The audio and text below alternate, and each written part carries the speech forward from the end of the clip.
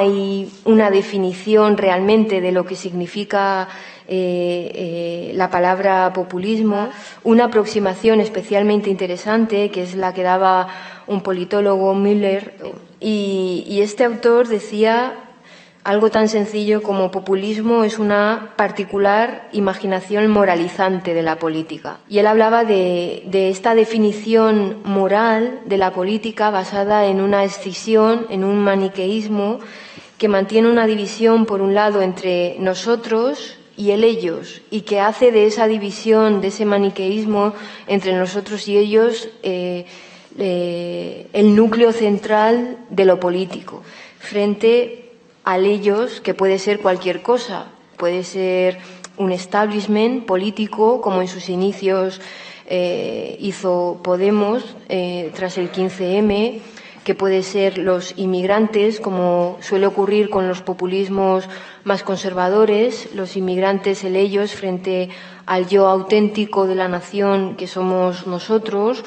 o un fenómeno más particular que estamos viendo también en el movimiento independentista, que tiene que ver con el auténtico pueblo catalán, de lo que representa la nación, el pueblo frente a ellos, que se identifica pues con un Estado opresor, y por eso podemos hablar de populismos de izquierdas como de derechas, sino una forma de construir lo político, ¿no? Una retórica empleada, la manera de hacerse con la hegemonía, es decir, que aquí es cierto que los contenidos ideológicos no juegan un papel fundamental, aunque esto es matizable, como esa manera, como digo, de hacerse con la hegemonía, que tiene que ver con esa habilidad para definir el nosotros y el ellos. Si hay algo que hay que reconocer al político populista, es esa habilidad para leer la emoción, la emocionalidad, y para traducir en consignas esa emoción, ¿no? Por ejemplo, lo que está haciendo Trump, ¿no?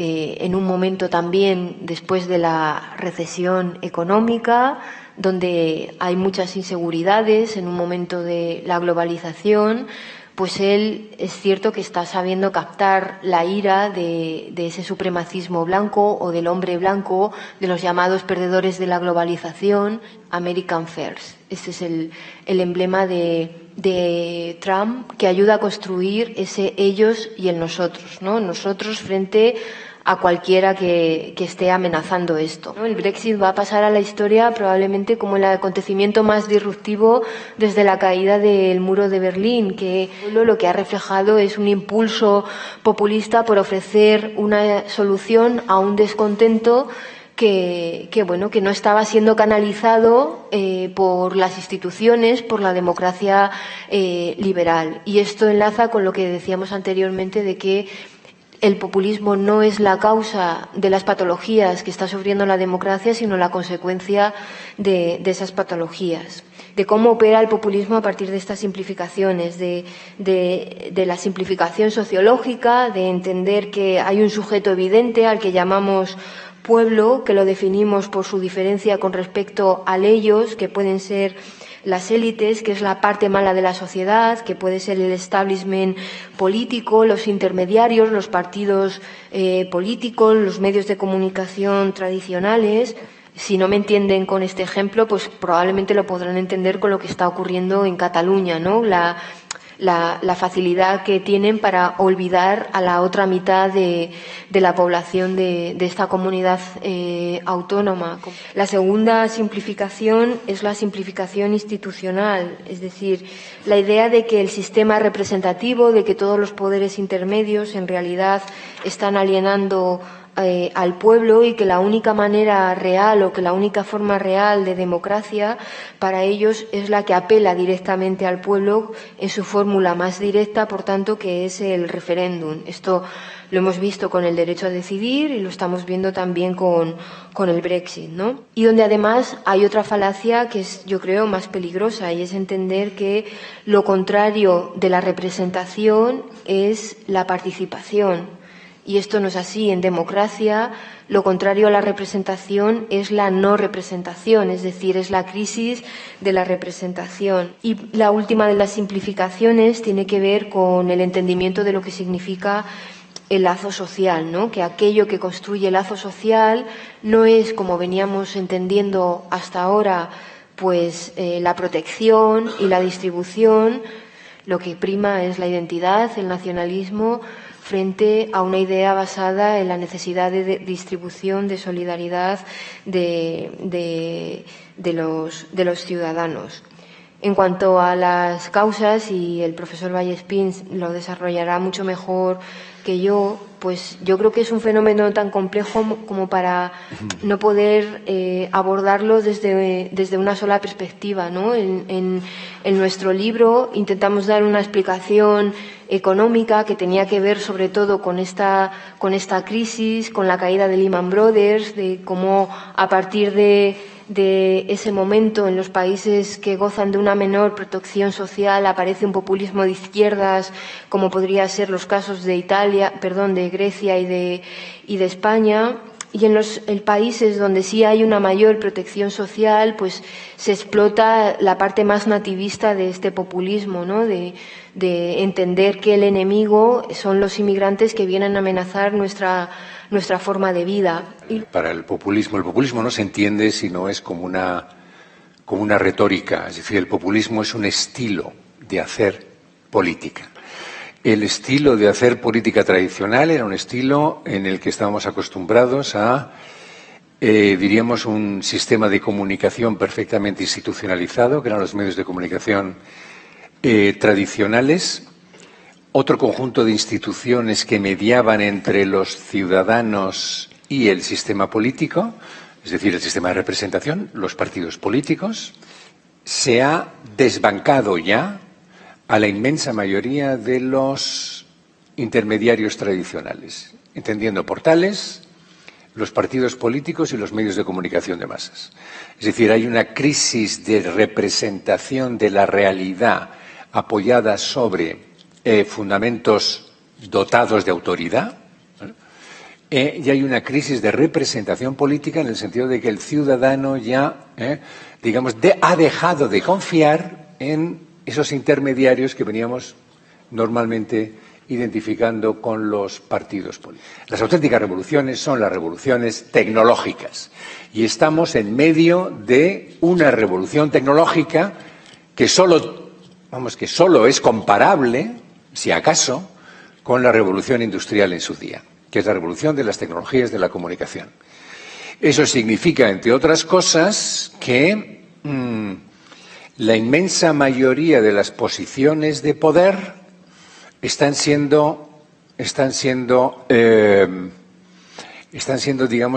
perdiendo su autoridad porque, ya no pueden recurrir a la fuente que les dotaba de la misma. Me explico. A mí cada 2 por 3, y esto es nuevo, hay algún alumno que me corrige en clase. Es decir, ellos toman apuntes, como saben, en sus ordenadores portátiles. Y dicen, profesor, no, esto que usted ha dicho, no, mire, aquí en Wikipedia dice que esto es de otra manera, no sé qué. Todos mis amigos médicos me dicen que tienen que negociar los diagnósticos con el paciente, porque los diagnósticos llegan a las consultas habiendo consultado ya en Internet cuáles son los efectos secundarios del medicamento que le habían recomendado. Esas posiciones que habían obtenido una posición de autoridad la pierden sencillamente porque estas nuevas tecnologías permiten acceder autónomamente a cada sujeto a una realidad que hasta entonces había sido filtrada, había sido gestionada a través de todo un conjunto de instituciones. Con los medios de comunicación yo creo que es facilísimo de verlo. Es decir, los medios de comunicación tenían el monopolio a la hora de definir qué es la realidad, qué es lo que acontece. Es decir, no había más realidad que aquella que aparecía en los medios. Ahora hay tantas realidades cuantas sean capaces de incorporarse a las redes sociales o a las páginas web. Pero ¿qué ocurre cuando nadie tiene el monopolio de la verdad? Pues lo que ocurre cuando nadie tiene el monopolio de la verdad, cuando hay tal cantidad de oferta de información, lo que ocurre es que ya no hay filtros. Estamos sujetos a una mayor oferta de informaciones cuando nuestra capacidad para la atención es limitada.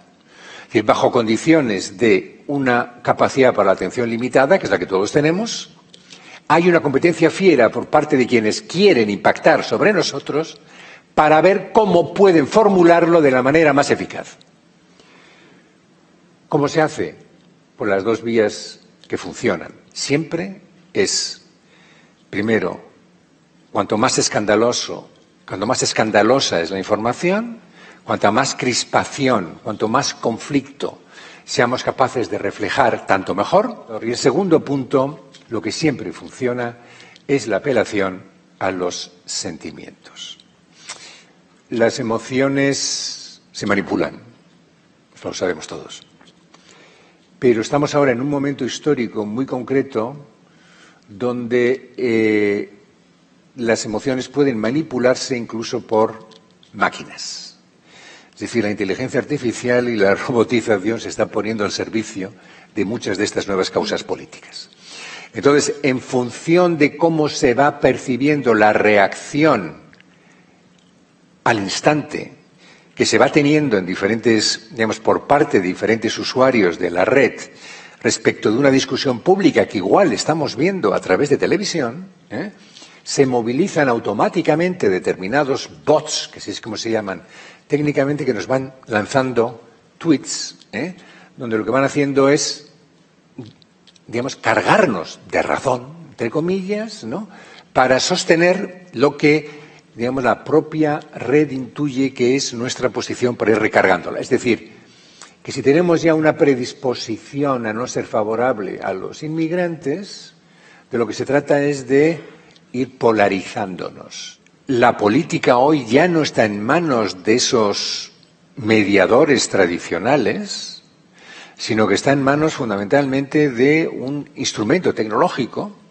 como puede ser creo que es el digital, que en un principio nosotros habíamos pensado que puede facilitar enormemente la participación política, las actividades ciudadanas, y desde luego que lo puede hacer, no quiero negar esto, pero que hoy por hoy se está utilizando también para saber exactamente cómo puede extraerse algún tipo de beneficio político derivado del conocimiento de nuestra huella en la red.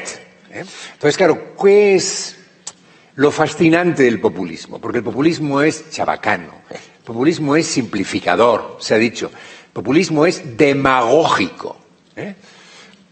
¿Por qué se sigue a los populistas? Pues se sigue a los populistas sencillamente porque tienen una estrategia de comunicación que lo que hace es aprovecharse de nuestros temores, aprovecharse de nuestros prejuicios, aprovecharse de nuestro resentimiento.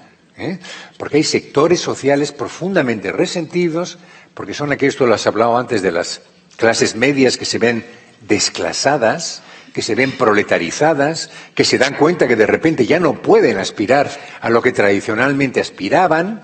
Entonces, bueno, ese tipo de resentimiento que comienza a aparecer, pues se atrapa con una red a través de discursos perfectamente programados y, por supuesto, a través de noticias falsas, de la idea de posverdad, que consiste fundamentalmente en presentar la realidad de tal forma que acabamos identificando lo verdadero con lo que nos llega, con lo que nosotros sentimos. Con lo cual, la conclusión a la que podemos llegar es una conclusión, bueno, que no es nada optimista, y es que el problema de otorgar mayorías a partidos populistas es que la gran amenaza que sean capaces de poder eliminar aquellos mecanismos de control que ofrecen las democracias liberales, con lo cual eso lo que favorecería de facto es el salto desde un sistema democrático a un sistema autoritario. Lo hemos visto en América Latina, empezando por Chávez y por todos los demás, que nada más llegar al poder tratan de seducir al pueblo e inmediatamente organizan, antes de que se le pase la popularidad, organizan un referéndum para poder cambiar la Constitución y ser reelegidos. O sea, es decir, que todos son estrategias para no perder el poder.